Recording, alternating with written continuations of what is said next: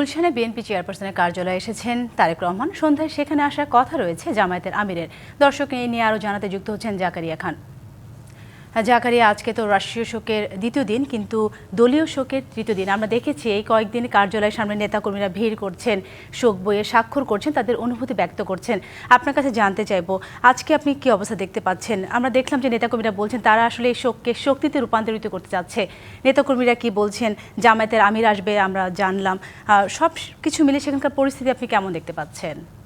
জি সাথী, আজকে তো শোক প্রকাশের শেষ দিন, তৃতীয় দিন যেহেতু দলীয় শোক প্রকাশের, তো আজকে সকাল থেকেই কিন্তু বিভিন্ন রাজনৈতিক দলের নেতা এবং ব্যবসায়ীরা তারা আসছিলেন এবং শোক প্রকাশ করছিলেন এবং তারা বিভিন্ন কথা বলছিলেন বেগম জিয়ার স্মরণে।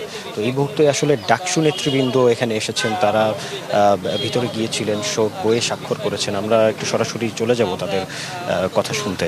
আনন্দিত, খুশি এবং দেশের স্বার্থে আমাদের বাংলাদেশের প্রশ্নে আমরা যেন সবসময় ঐক্যবদ্ধ হতে পারি।